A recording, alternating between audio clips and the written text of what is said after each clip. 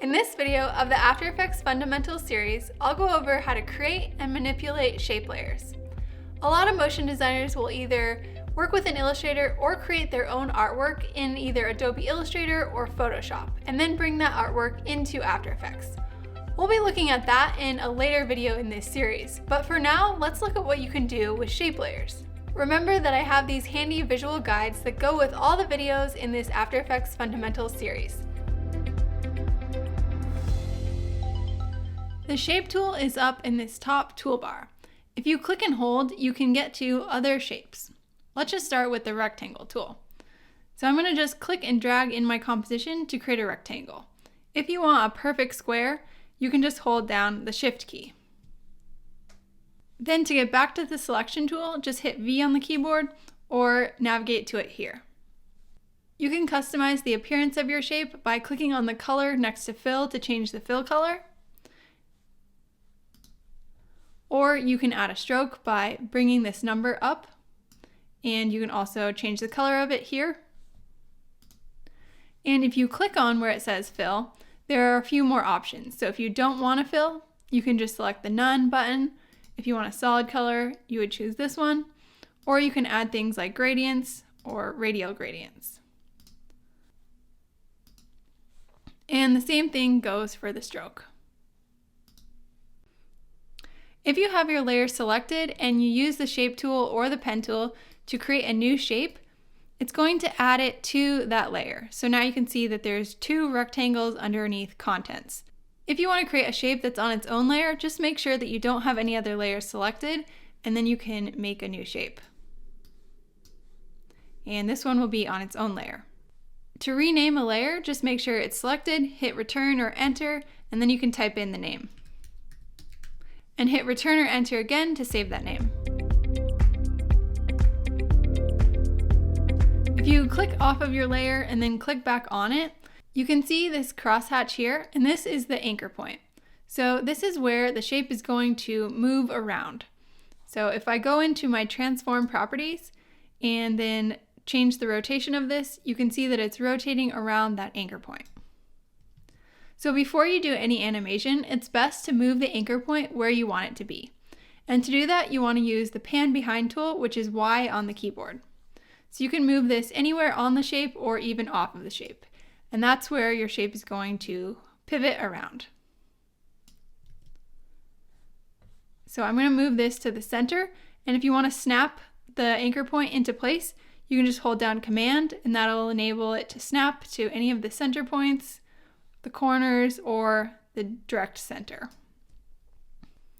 If you had already animated the layer, and then you decided that you wanted to change where the anchor point is, it might actually affect your animation. That's why it's good to choose where you want the anchor point to be before you start animating.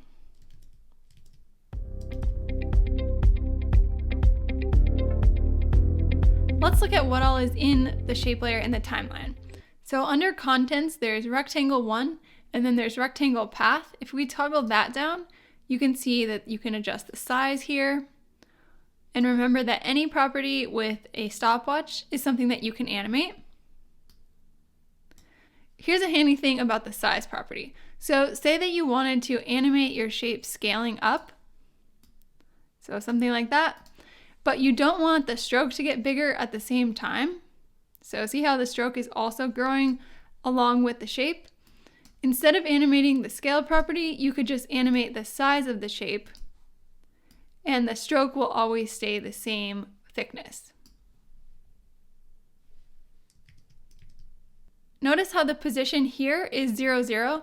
This is the relative position, whereas this position that's under transform is in relation to the whole composition. This position is in relation to the shape itself. So we can kind of offset the shape from its anchor point by adjusting this position. And you can also adjust the roundness of the corners. So you can even make a circle by bringing that all the way up. So again, anything with a stopwatch you can animate. So for example, you could animate a circle to a square by animating the roundness. I'm going to delete these keyframes for now.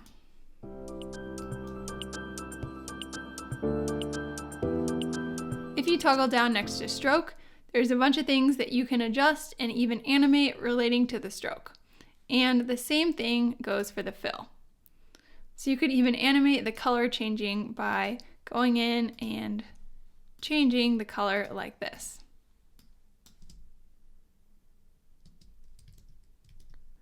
If you don't want the fill or the stroke, you can click up here and then click the None button, or you can also just click the property down in the timeline and hit delete. If you decide that you want to add a fill or a stroke, you can go to this Add button and then choose Fill or Stroke. You can also choose Gradient Fill or Gradient Stroke. And then once you've added the new stroke, you can adjust it, so maybe change the color and the weight here. Notice how when I added this stroke, it moved it to the bottom of this layer stack. So this is putting the stroke behind the fill of the rectangle. So if I move it up, you can see that it was covering up half of the stroke before. So keep in mind that the layer order here makes a difference.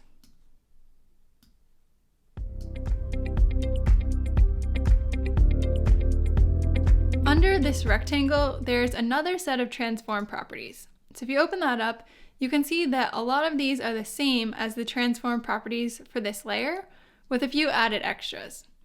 You can get creative with using these transform properties versus these ones, and there's times when you might want to use one or the other or both, but that's going to be a more advanced topic. So for now, just know that shape layers have two sets of transform properties, and when you're just starting out, you probably usually want to just animate the transform properties for the entire layer. So just the regular transform, not the transform rectangle or whatever shape. If you click and hold the shape tool, there's other shapes that you can make. So let's make a polygon. Then under the shape layer in the timeline, under Polystar 1 and then Polystar Path 1, there's a bunch of different properties that you can animate. So you could make this into a triangle by going down to 3 points, or you could bring this all the way up to make almost a circle. And you can animate between these two because remember, anything with a stopwatch can be animated. And then you can also adjust things like the outer roundness, which can be kind of fun.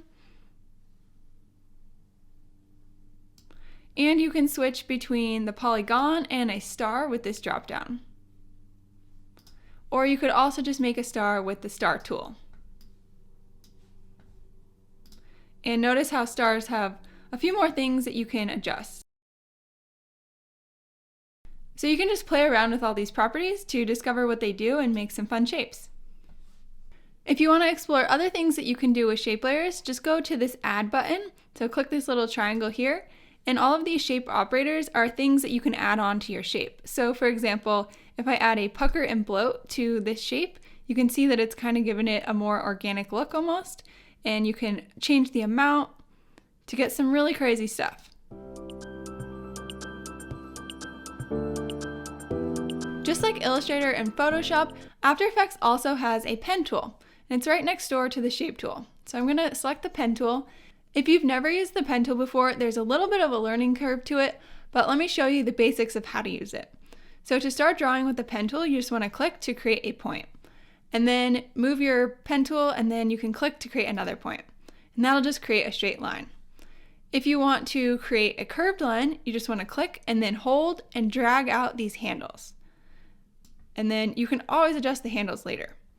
And now to join the shape, you just want to hover over your first point and you'll get that little circle icon next to your pen tool, and then you can click on that point to join the path. And now we have a closed shape. Then with either the pen tool still selected, or you can go back to the selection tool, you can adjust these handles to adjust the curve, or you can move these anchor points to make a different looking shape. If you decide you want to add a point to your shape, you can just go back to the pen tool and then hover over the line, and it will probably guess that's what you want to do. It'll see that little plus icon next to your pen tool, so you can just click and add a point. If you decide you want to delete a point, if you click and hold on the pen tool, there's other options here. So you can go to the delete vertex tool and then just click this with the minus symbol next to your pen tool to delete it. If you want to add handles to make a pointy corner rounded, or take away the corners to make a rounded corner pointy, you need the Convert Vertex tool. So if you go up to the pen tool, click and hold, then you want to select the Convert Vertex tool. And then with this, you can click to make this pointed corner rounded, so it'll add those handles. And then if you use the selection tool to adjust these handles, they'll stay locked together. But if you use the Convert Vertex tool to adjust the handles, they won't be locked together. So you can see that these handles are not locked. They can make different shapes that are independent of each other. Or if you were using the selection tool and you don't want your handles to be stuck together like this, you can hold down the Option or Alt key. And let's say we want to make this point more pointy. So to take away the handles, you can also use the Convert Vertex tool. Just click to zap those handles. I'm going to go back to the selection tool with V on the keyboard. If we toggle down the layer in the timeline under Contents, Shape 1, and then Path 1, there is a stopwatch next to the Path property, which means that we can animate the shape of this changing with the Path property. So I'm going to click the stopwatch to start setting keyframes, and then move forward in time. And now if I were to try to click on one of these vertexes or anchor points to adjust it, I'm going to end up moving the whole shape because all of them are the solid square, so that means that they're all selected. So what I need to do is just select one of them. So I'm going to click off of the shape layer, then click back on where it says Path 1. Now the path is selected, but the anchor points themselves are not selected. So now I can just select one anchor point and move it, and then maybe I want to adjust this. And you can see that when I adjust the path, another keyframe is automatically created at my playhead. And so now I've created this animation. So this can be super powerful to animate all kinds of cool morphing shapes. At some point, you'll probably need to animate a line in After Effects. So to create a line, you just want to use the pen tool. You can click to create a first point and then hold down Shift to make sure your second point will be perfectly horizontal, or the same would work for vertical. And now we've created a line. I'm going to go back to the selection tool. And this line actually has a fill color, which we don't need because it's a line. It's also not showing up, but I'm just going to click where it says fill and just select none, just so we don't accidentally see that later. Now let's toggle down into the shape and look at some of the stroke properties. So under stroke, you can change the color, opacity, stroke width, and you can also change the end of the line. So butt cap is going to be how it is now, or you can make the ends rounded like that.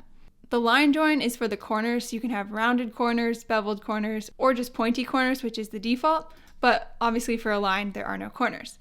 And then you can also add things like dashes. So if you hit this plus button next to dashes, you can add dashes, and then it'll give you two more properties, so you can adjust these.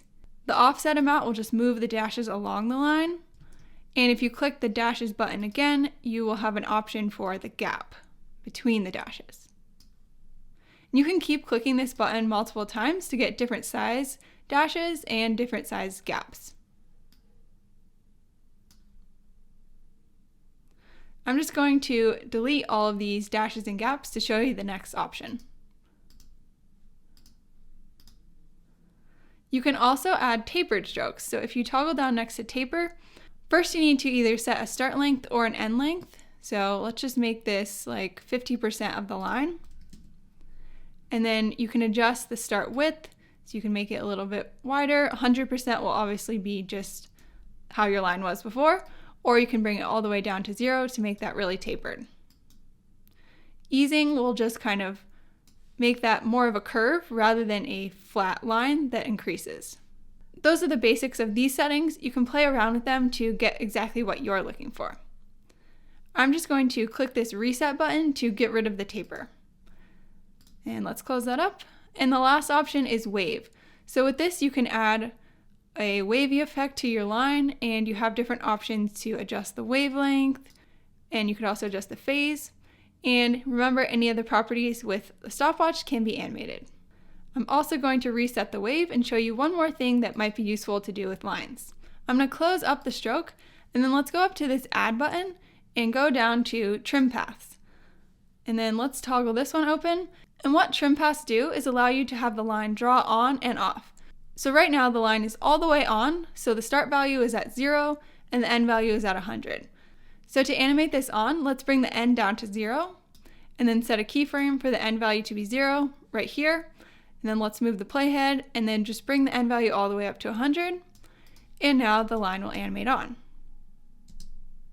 To animate this off, coming from the left to the right, you could animate the start value. So the start will be 0 to 100.